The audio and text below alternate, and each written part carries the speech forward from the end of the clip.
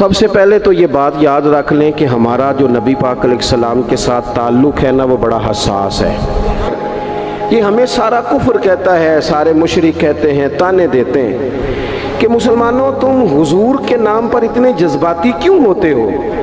تو ہم انہیں بتاتے ہیں کہ رشتے سارے ہی ہیں، پر ہمارا نبی پاک سے جذباتی رشتہ ہے، اور اس رشتے کی حساسیت قرآن پاک نے ان لفظوں میں بیان کی کہ النبی اولیٰ بالمؤمنین من انفسہم۔ فرمایا یہ جو نبی ہے نا، یہ مومنوں کے ان کی جانوں سے بھی زیادہ قریب ہے، یہ زیادہ قربت ہے، اس رشتے میں حساسیت ہے۔ اور نبی پاک علیہ السلام کا امت سے تعلق کس طرح کا ہے؟ عزیز علیہ ما عنتم۔ فرمایا مشکل میں تم پڑو تو تکلیف میرے محبوب کو ہوتی ہے۔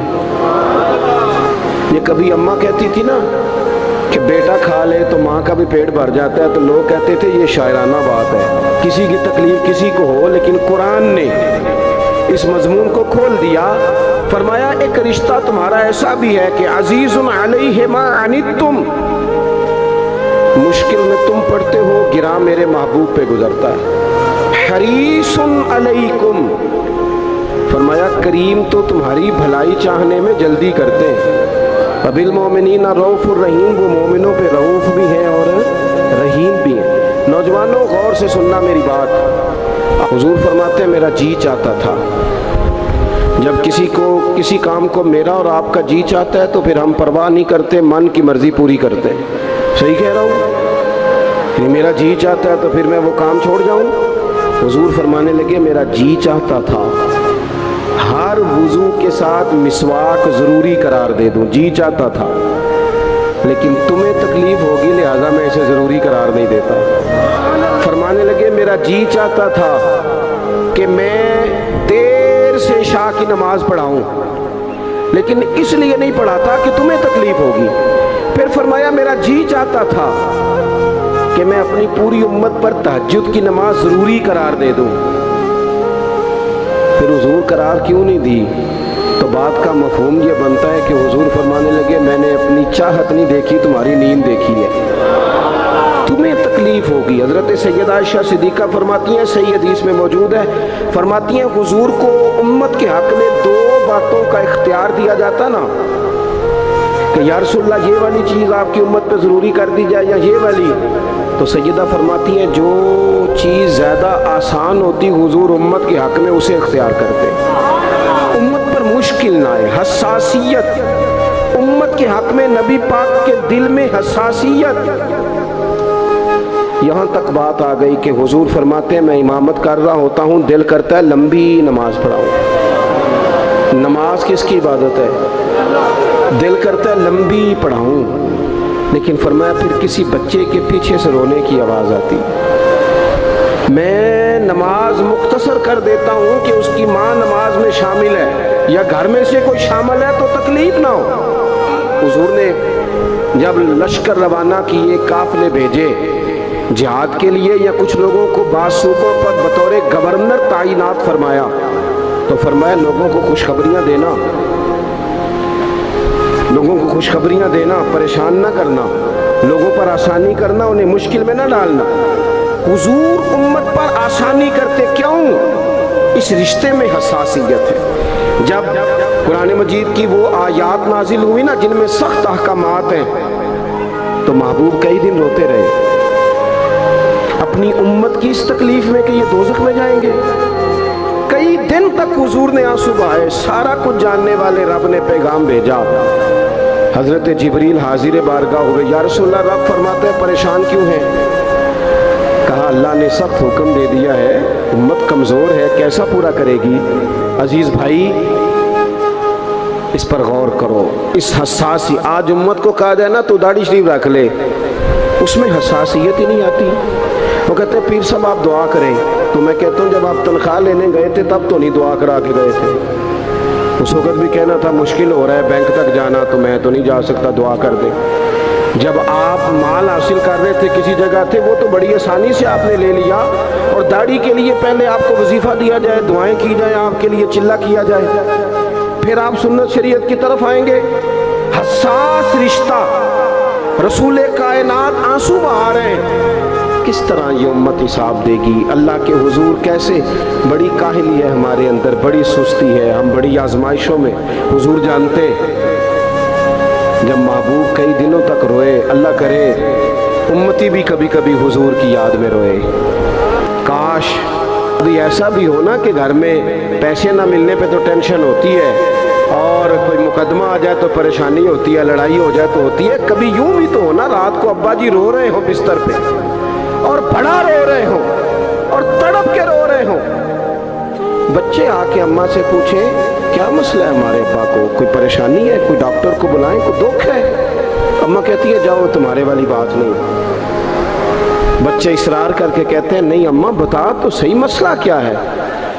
तो अम्मा ठंडी आह भर के कहती है पुत्र तुम्हारे बाप को ना नबी पाक का मदीना याद आता है, जिन्नू वेख के ठरदियां अखियां ने ते जिन्नू वेख के ठरदा सीना है। रब्बा तेरी सारी खुदाई च एक ही ते शहर मदीना है। कैसी बात है।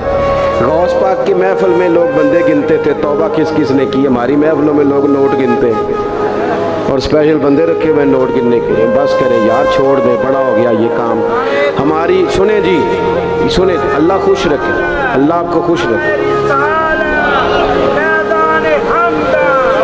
और मेरे भाई अल्लाह जज़ा दे। सुने, हमें जो कुछ दीन ने दे दिया है वो हमारी औकात से पहले ही बड़ा ज़्यादा है। तो ये नोट शोर तो ये तो बात ही पीछे रह गई है। सानू तख्त हज़ारे दी लोड़ की है, नाले की लगे शहर बमोल दे नाल असी अपनी बाल के सेकने आ, सानू की लगे किसी और दे नाल।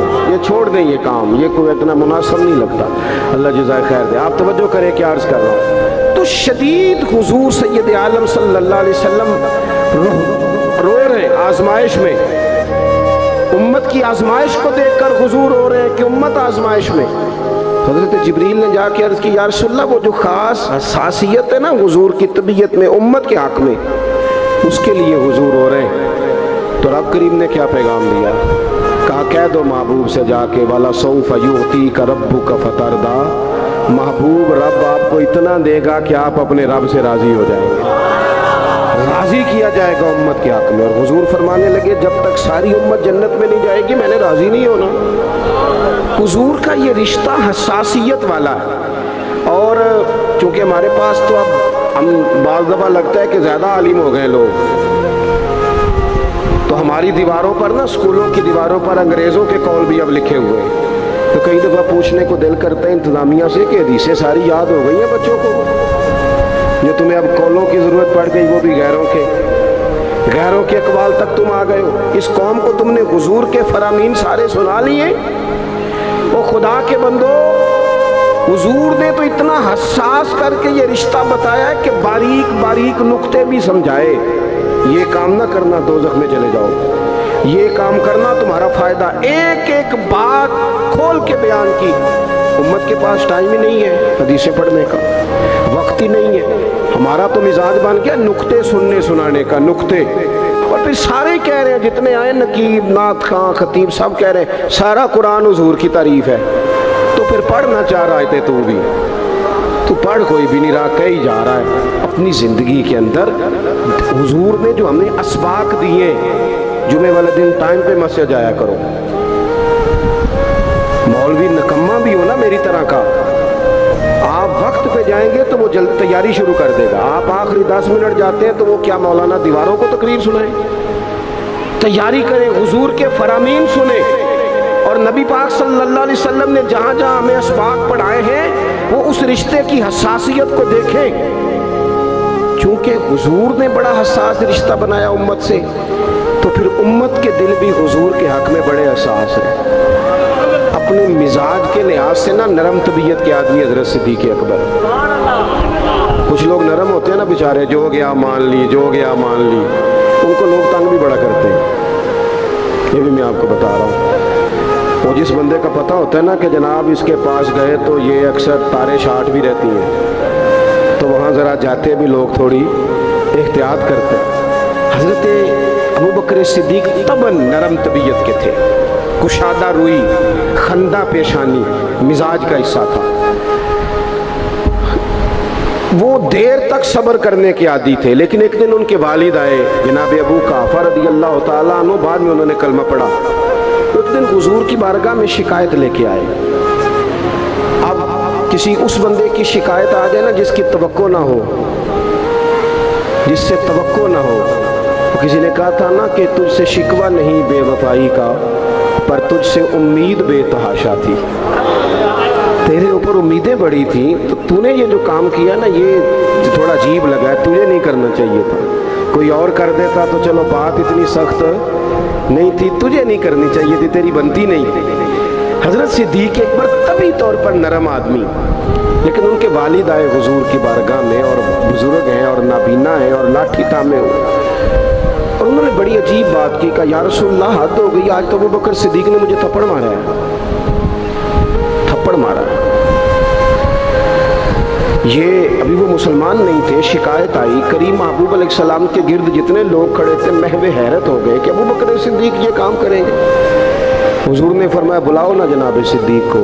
हाजिर बारगाह हो गए, हाथ बांधे, नजर झुकाई है। हुजूर ने फरमाया अबू बकर लोगों को तो यकीन ही नहीं आ रहा, तुमने थप्पड़ मारा बाप को? खामोश खड़े, खामोश। करीम ने फरमाया अबू बकर सुन रहे हो मैंने क्या कहा, बाप को मारा है? चुप खड़े।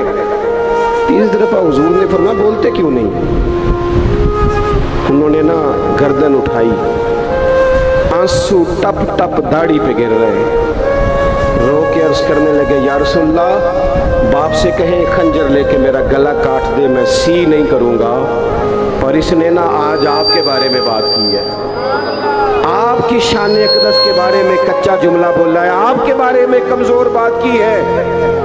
या रसूलल्लाह मैं सारा कुछ सह सकता हूं, पर आपका और मेरा रिश्ता, हुजूर आपकी और मेरी बात तन तंदूर ते हड्डियां बालन, असी हावां नाल तपाया, कप कप मुकियां पेड़े कीते, उतों इश्क पलेथन लाया, तन दा सालन ते मन दी हांडी, लून सबर दा पाया, गुलाम फरीदा मैं सारी तेरी, तेनू अजे यकीन नहीं आया?